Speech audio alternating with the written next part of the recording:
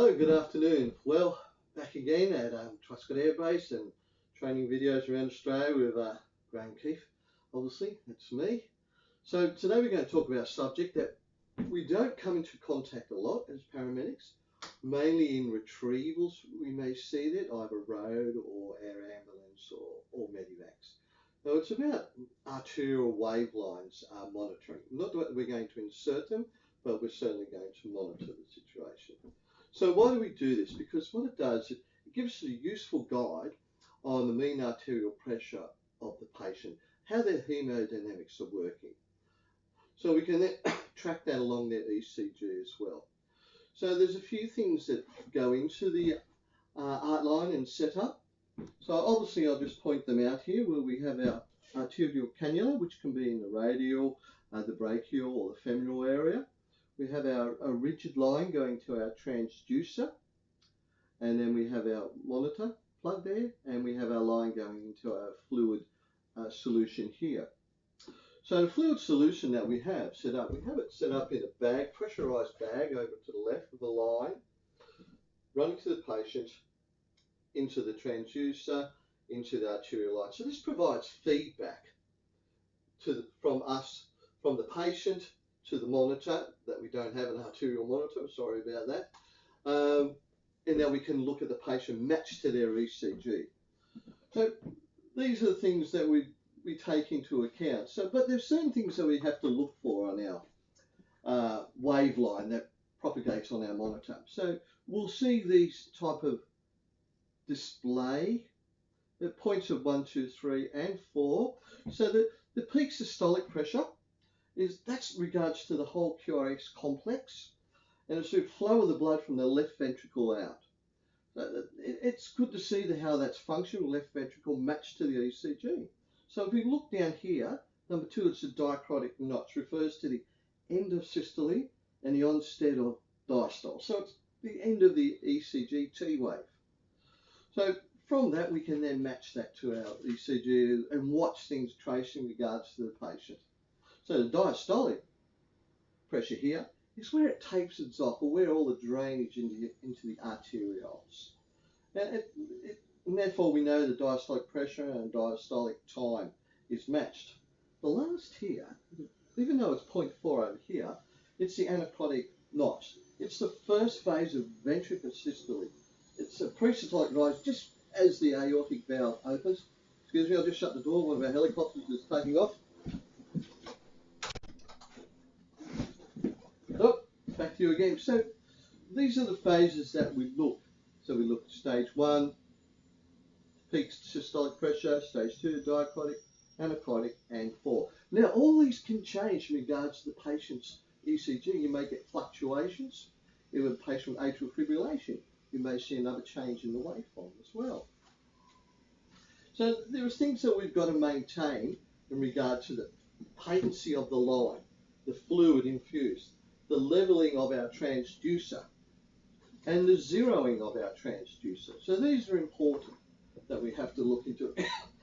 Excuse me.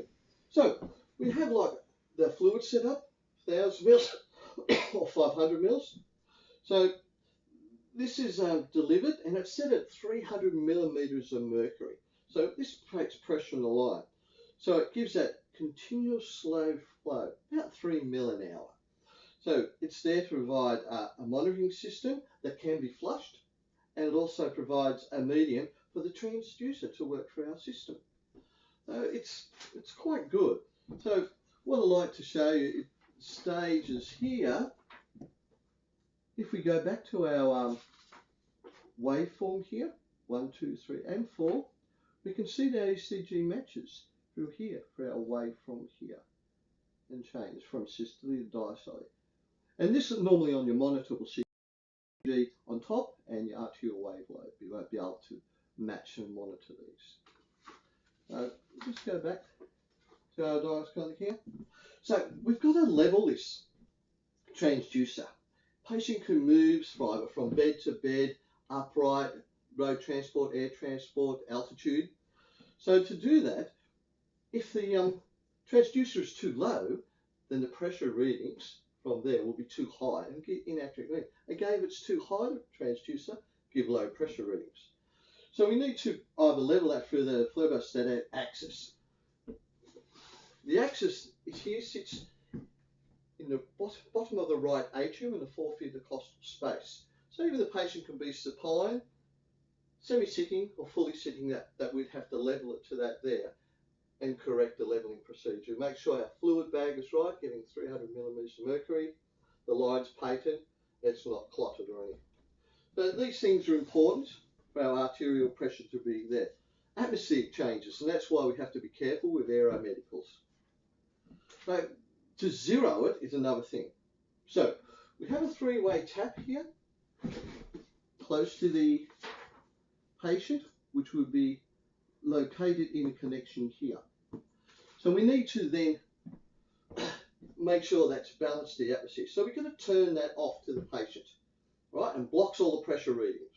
So you'll see, and the cap removed. So you'll see the pressure waveform on our diagram will then disappear. It'll flatten out. So you'll still get your ECG readings because you're hooked up to monitor, but you'll get your flattening out of pressure readings there. So you then go to your monitor box and you'll check the arterial button or selector, select that. You'll scroll down or search for the 0 tab, bang. You'll watch the monitor and see everything flatten out, all right? So it'll be returned to 0. So from there you go back to your three-way valve, turn that off and replace the red bungs. It's also good to label lines, so your arterial line, your venous line, your urinary catheter line. So these are quite important to do. Label all your lines, take them in securely so they don't become dislodged. So once you've done that, you'll watch for the pressure rise again, and your waveform will come back underneath the ECG. However, troubleshooting, if it doesn't come back, check all your equipment, check your lines, check your connections, check the patient, make sure the bags have enough fluid, it's under 300 millimeters of mercury. Check for clots in the lines.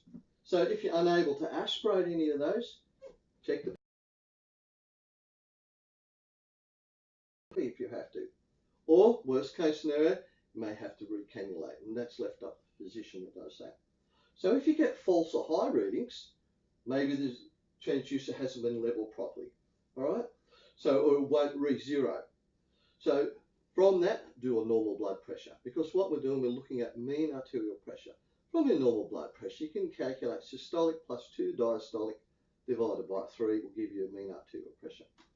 So complications of arterial lines are obviously hemorrhage, infection, disruption of distal circulation, which can happen, blockage and clotting in the line, and occlusion of patient or accidental removal by patient.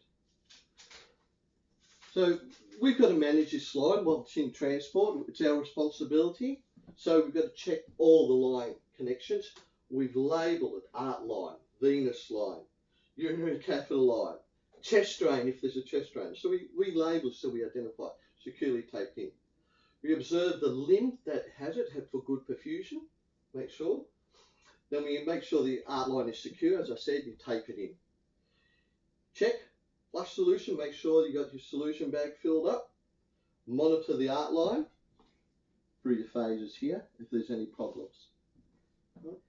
Educate the patient on the art line. And know the specific blood pressures that you're operating at. That's important too. Now, art lines is, like I said, we're not going to see it a lot, but we need to know how to management and how to monitor the patient in the art line. So it is a very kind of intricate process. I'd like to thank you very much for watching, and all the best.